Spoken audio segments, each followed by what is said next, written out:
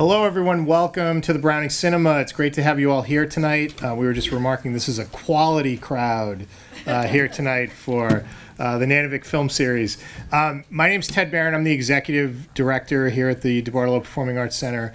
I don't get to do this as much as I used to, so this is really exciting for me to get a chance to introduce a film in the series. I'm grateful to my esteemed colleague, Anthony Monta, for inviting me to do so, and for all of his work on the series. I also want to extend a warm debt of gratitude to my other colleague, Bill Donahue, our new director at the Nanovic Institute. We have an embarrassment of riches now between our programming team here at the center, which includes my great colleague Ricky Herbst, who couldn't be here tonight, although he may show up, I'm not sure.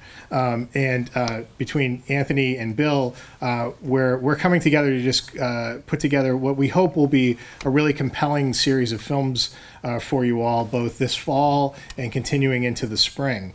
What we've typically done during the fall semester is to have the Nanovic film series take on a thematic focus.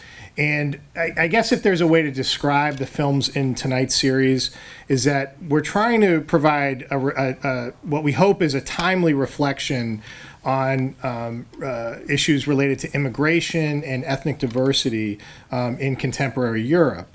And you're going to see this represented if you come to the entire film series, and I encourage you to do so. I don't know all of the dates off the top of my head, but we have lots of pieces of paper that tell you what those dates are.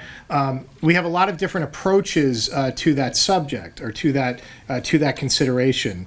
In some cases, you're going to see films that will tell you stories about Europeans living abroad, but yet within Europe, and kind of dealing with the challenges that come up with those particular circumstances living and working abroad.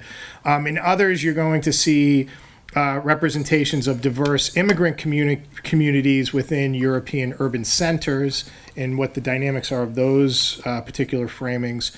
But we'll also see representations that we think are really compelling because they challenge, they explore the challenges that are being faced right now by a growing refugee community within Europe as refugees travel from abroad from very dire circumstances, trying to build a life within Europe. And I would say that tonight's film gives us an avenue to explore that latter question. Tonight's film, The Other Side of Hope, follows the plight of a young man named Khalid, who, as we learned through the film, lost most of his family due to a bombing that took place in Aleppo, Syria, except for his sister, who traveled out of Syria with him, escaped from Syria with him, traveled through Eastern Europe, where those two were separated. And then eventually Khalid arrives in Helsinki, Finland, via a cargo ship. The story that I've just recounted for you is is a variation perhaps on other stories that we've seen in programs here at the Performing Arts Center over the last few years, probably most prominently in our Screen Piece series, where we featured documentaries about current conditions in Syria through films like Last Men in Aleppo and Return to Homs, which detail rather harrowing experiences of life in present-day Syria. But tonight's film takes a very different approach. This is not a documentary about life in contemporary Syria, present-day Syria. This is an Aki Kaurismäki film. Some of you may know Kaurismäki's work and may be aware that this is not the territory in which this is not territory that he typically explores within his films.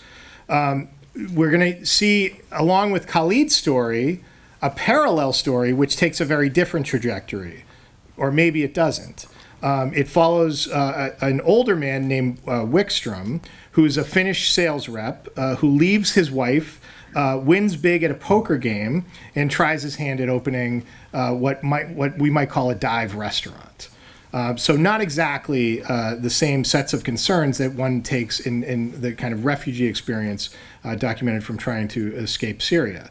That latter story of Wikström is probably what those of us who know Kaurismäki's work have come to expect from his films over the years. He's built a very strong reputation for his deadpan comedies, which often feature what we might call bizarre musical interludes, often featuring the talents of the Leningrad Cowboys, a uniquely coiffed rock ensemble noted for their covers of classic American rock songs. Many of Kaurismäki's early works, which gained international recognition, were built around the presence of the Leningrad Cowboys.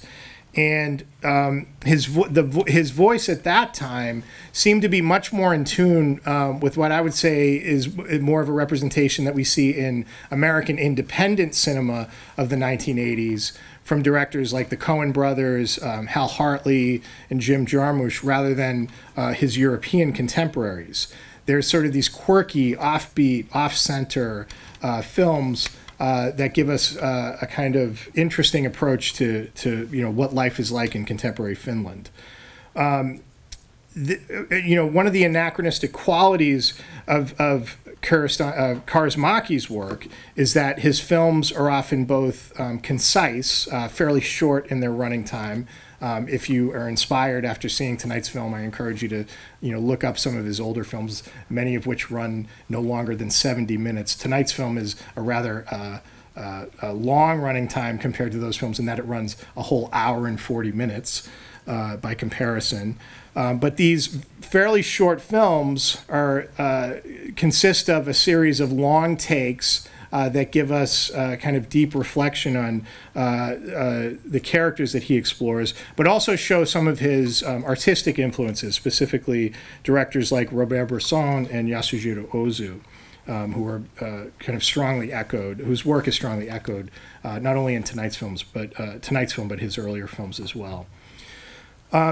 Those early films about the Leningrad Cowboys, you could often characterize as road movies. It's the band kind of going to either different parts of Europe or going abroad to travel and perform. And I would say the shift that's occurred with Kaurismäki's more contemporary work is that he seems to be much more interested in stories that are about people coming to Finland.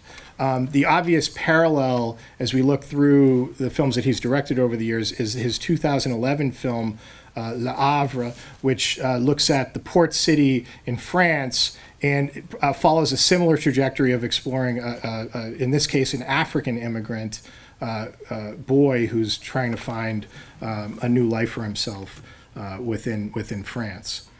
But there's often those more serious aspects of Kaurismäki's work that we've seen in more contemporary settings, in his more contemporary pieces, are often kind of complemented by his consistent interest in use of music and use of this kind of offbeat sense of humor. The title of the film, The Other Side of Hope, suggests a lot of different things, but perhaps the easiest way that we can interpret it is as a reflection of contemporary Europe as a place of asylum.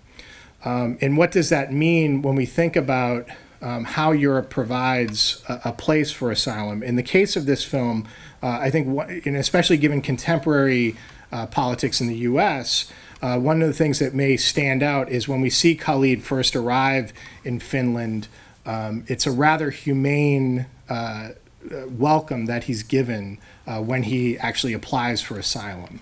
Very contrary to what we see in our current media reports of similar people seeking asylum in the U.S.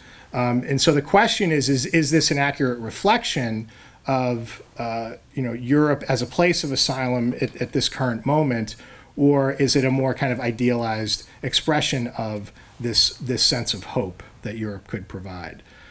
The film, I had the privilege of seeing this film when it premiered at the Berlin Film Festival in 2017, where it received a standing ovation and ultimately won the Silver Bear for Best Director, thanks to a really enthusiastic response both from audiences and critics. Sadly, Kaurismäki announced at the festival that this would be his last film as a director.